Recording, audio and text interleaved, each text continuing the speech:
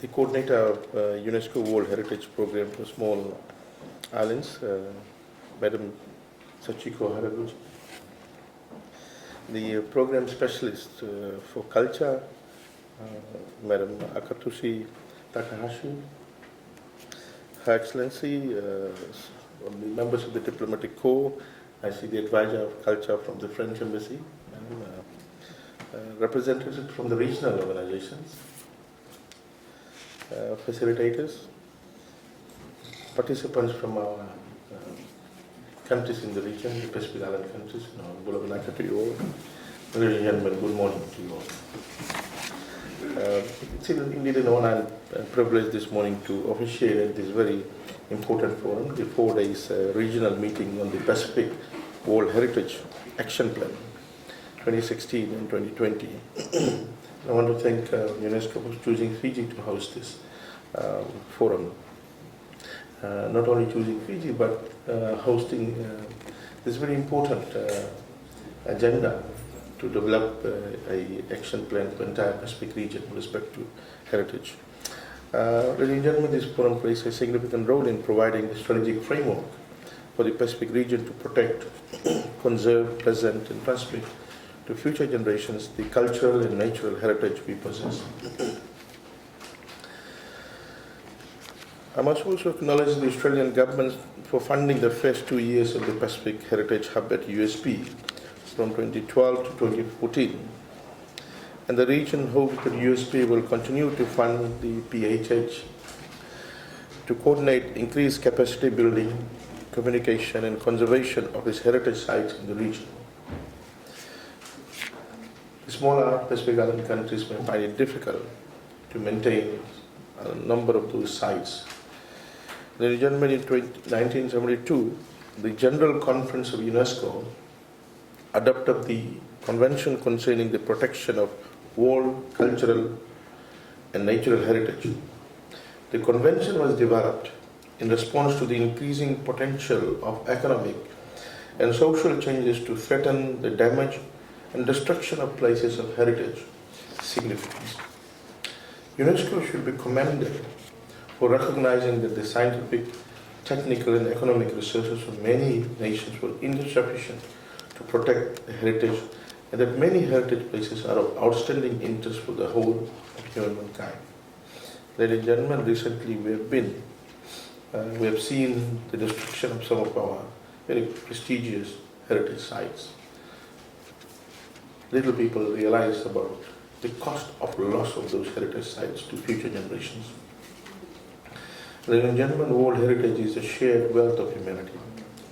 Protecting and preserving this valuable asset demands the combined and consistent effort of all of us in the present generation, so that the future generation is not deprived of what should be theirs. Today's special occasion offers an opportunity to discuss about the diversity of our cultural heritage and the efforts that are required to protect and conserve it, as well as to draw attention to its vulnerability. Often we know the issue of vulnerability. We tend to shy away from taking up those measures that will build resilience amongst these strategies. Ladies and gentlemen, the 2010 and 2015 Pacific Action Plan was developed by the Pacific states parties to ensure that effective and active measures are taken to protection, conservation, and presentation of the cultural and natural heritage. In 2018, this action plan was updated by adding the implementation status of each country. And towards the end of this year, countries were again requested to provide updates on the progress towards the plan. Take stock of where we are and see how we can rechart the journey ahead. Ladies and gentlemen, globalization and in particular urbanization have made it obvious that it is necessary to urgently take concerted effort, strategic action on a worldwide basis to protect our world's resources in a way which will ensure that these basic resources will be sustainable over the longest possible term. This constitutes nothing less than a new conservation paradigm integrating heritage conservation with development. Ladies and gentlemen, with the IT revolution, we should not ignore the advantage and the reach of IT-based tools to assist us in this work that we're doing, and I do hope that your plan will include that. The World Heritage Convention has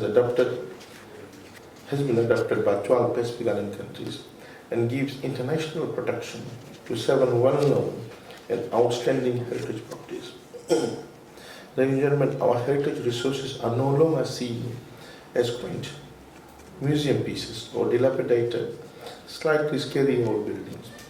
Instead, we now realize that our built heritage of buildings, public spaces, gardens, homes and hospitals are all cultural assets to be protected and developed, used and replenished as we build a future life incorporating the best of what we have learned from the past.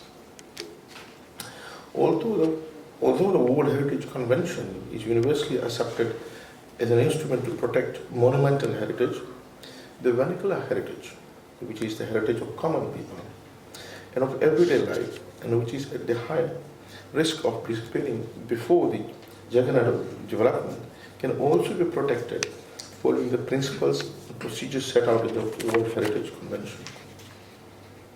Increasingly, it is becoming understood that monuments form only a small part of the total heritage of culture. Consider the enormous amount of accrued knowledge and skills which is held locally in heritage, in homes, shops, in traditional trades, arts, in rituals, festivals, in the calendar of everyday life. All of this must be rescued from extinction if we mean to safeguard our cultural heritage. How can this be done? How can we mainstream these within the formal education and training programs? These are some of the questions that we need to deal with. Often, the formal institutions of learning and training tend to ignore these knowledge that is held by people in the community outside the mainstream educational institutions. And the mainstream educational institutions tend to shy away from including them or giving recognition to these knowledge that are held by people in the community. Ladies and gentlemen, for truly sustainable and long-term social and economic development, we must turn our attention to issues of resource sustainability, public participation and empowerment. The conservation of our society's cultural capital is therefore a matter of urgent concern for all who are concerned with human development. At the same time, there has been a growing recognition that movable and non-physical cultural properties and intangible cultural practices are an inextricable part of heritage. This has been reflected in the adoption of the UNESCO General Conference of the 21 Universal Declaration of Cultural Diversity and the call by UNESCO member states for the drafting of an international instrument modeled on the World Heritage Convention, which will protect the intangible cultural heritage of humankind. Indeed, the World Heritage Convention itself has undergone a rather dramatic shift in its traditional orientation with the adoption in 1992 of what is known as the Global Strategy, to encourage greater equity in the recognition and hence protection which the Convention extends to all cultures. What this means is that we are now operating within a new context, a new understanding of what constitutes our heritage. And there is now the need for a very marked shift in the way we manage our cultural and natural resources for conservation and sustainable development. This is an important consideration for all Pacific Island states as you strategize the action plan for 2016 to 2020. In the Asia Pacific region, UNESCO has been assisting both governmental and non-governmental agencies to meet these new heritage management challenges of the 21st century. I am with a firm belief that if heritage conservation is to be successful, it must be anchored in the community, give them the ownership of festival, explaining to them the cost of its absence amongst the future generations, and the kind of future generation you want to deliver. And therefore, the void, the absence of, possible absence of heritage sites and its impact on determining the identity of the future generation. Then in general, we need to transform heritage conservation into a grassroots movement, which will return the heritage to the communities which created it, and which rely on this heritage as the foundation for the future development.